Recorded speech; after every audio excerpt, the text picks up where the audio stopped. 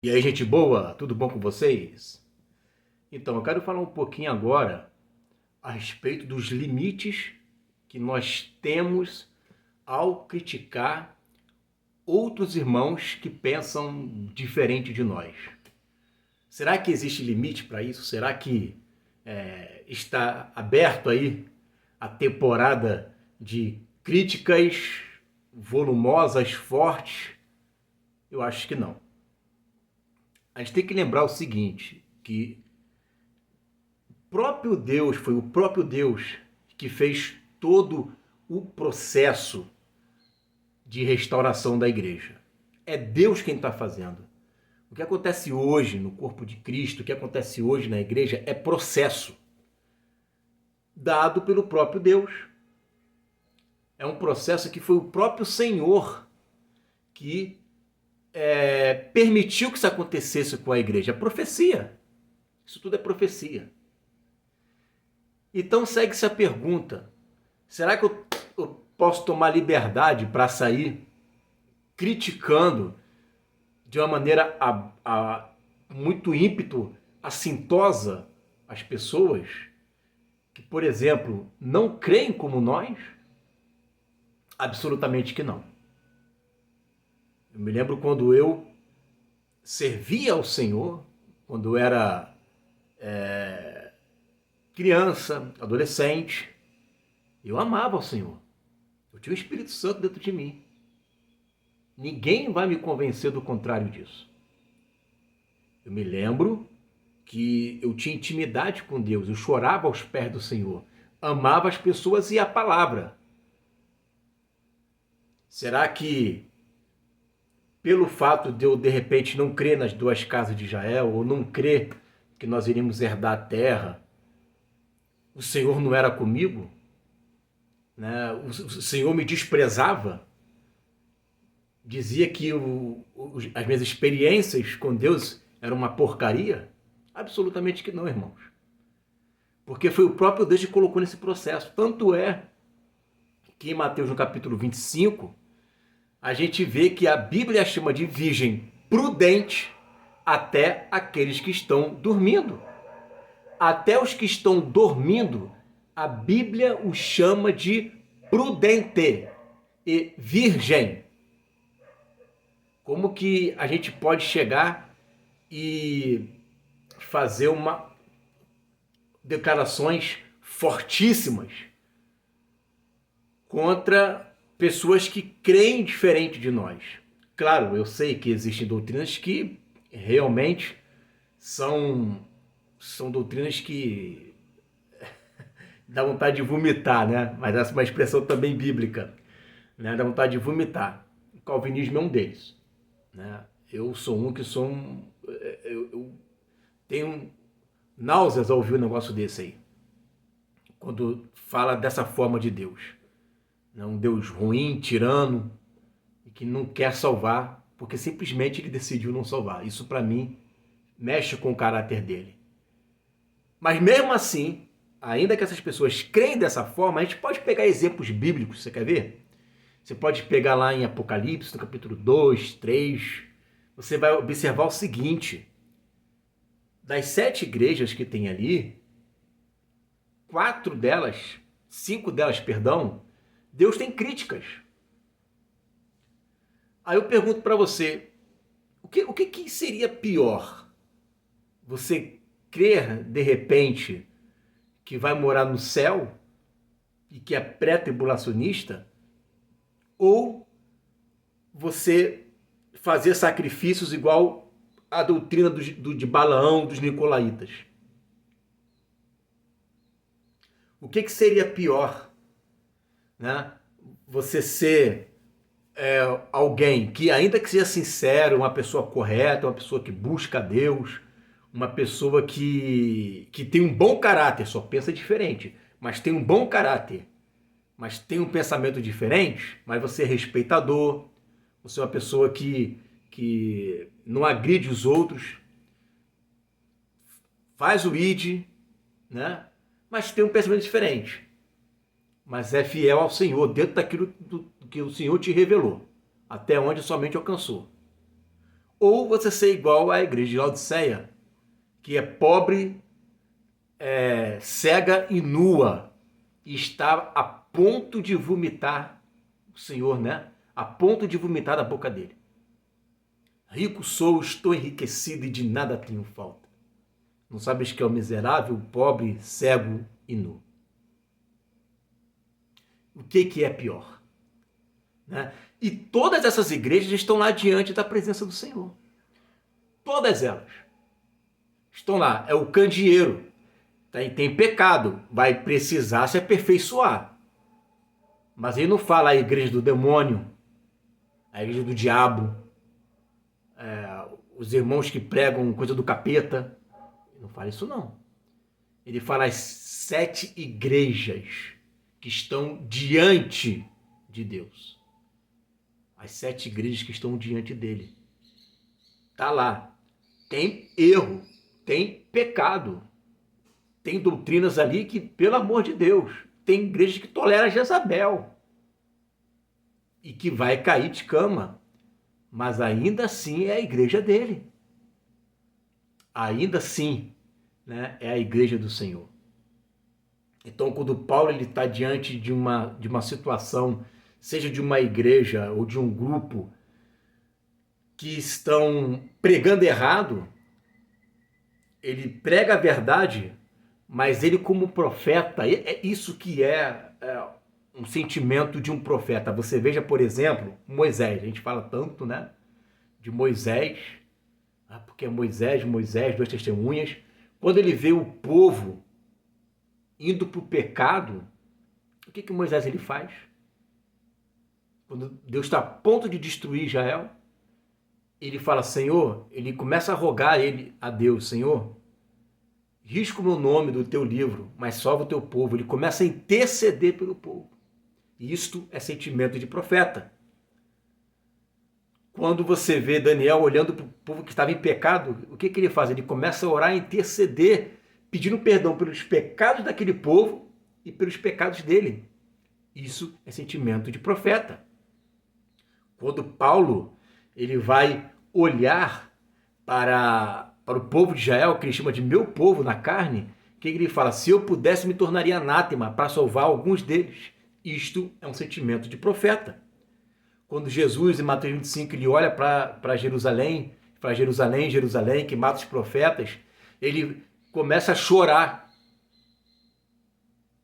Ele chora por causa de Israel. Ele lamenta por causa de Israel. Né? Tantas vezes que juntar vocês, isto é sentimento de profeta. O profeta, quando ele vai fazer uma denúncia de um pecado, ele não faz feliz da vida, não. E nem com sangue nos olhos.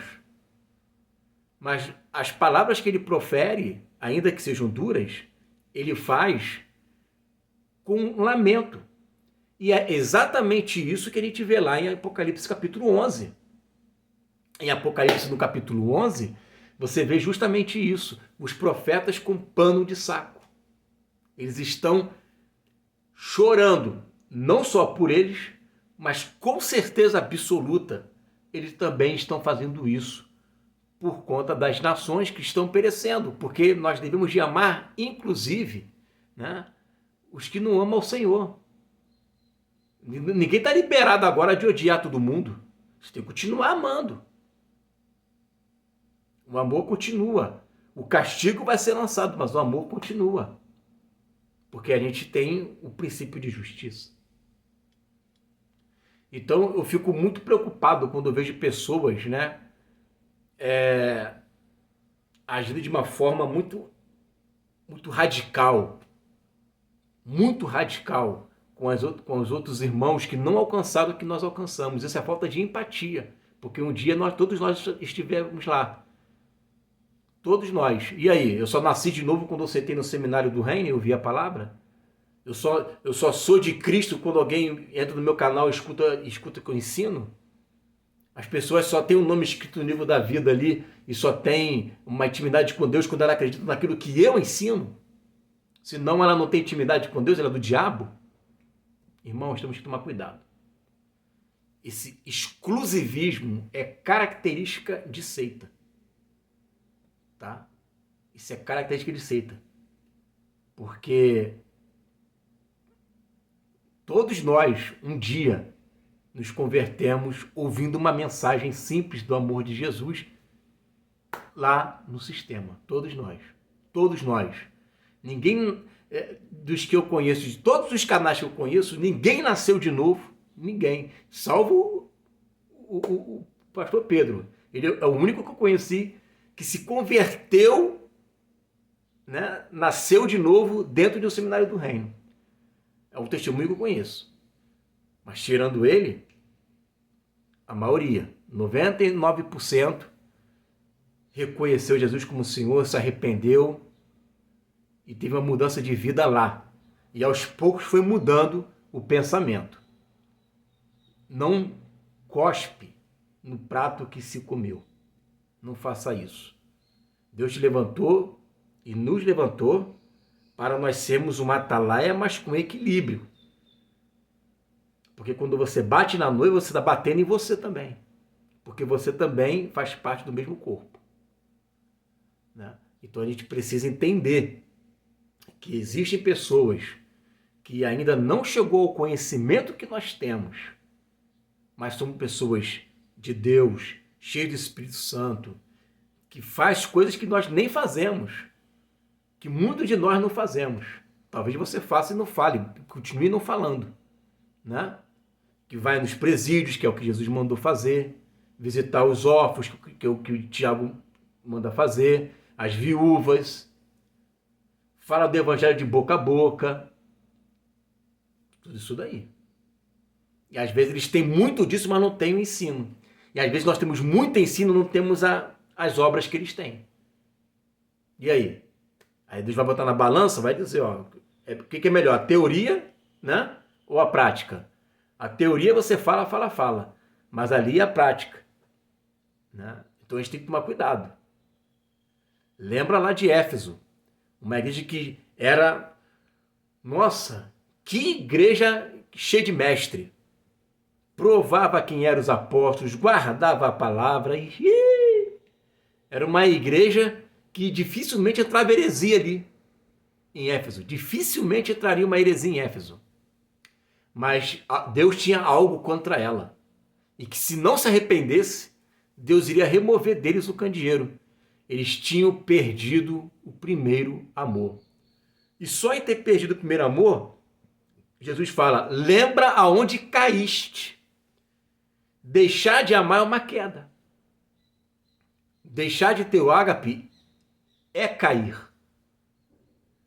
Quando você não ama as pessoas e o amor passa pela longanimidade, benignidade, mansidão e paciência, quando você perde tudo isso daí, você já está caído. É a Bíblia quem diz. Ah, mas o camarada crê nisso, crê naquilo, ensina bem. Pô, mas não adianta, a igreja de Éfeso era a mesma coisa. Eles provavam os apóstolos, cara.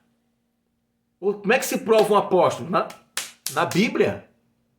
Vamos ver se esse camarada realmente ele é um enviado. Vamos testar ele aqui na Bíblia. A igreja de Éfeso era Bíblia pura, Bíblia puríssima. Mas não tinha o que tinha lá em Éfeso, de Atos 19. Que era aquela chama da busca com Deus, milagres acontecendo. E isso por quê? Porque tinha perdido o primeiro amor. O primeiro amor não é que eu conheço duas casas de Israel. O primeiro amor não é porque eu sou pós-tribulacionista. O primeiro amor não é porque eu sei de predestinação. O primeiro amor é porque eu amo Jesus com toda a minha alma, com toda a minha força, com todo o meu entendimento. Eu me entrego a Ele. Esse é o meu primeiro amor. O primeiro amor é a primeira pessoa que eu vejo que me salva, Jesus Cristo.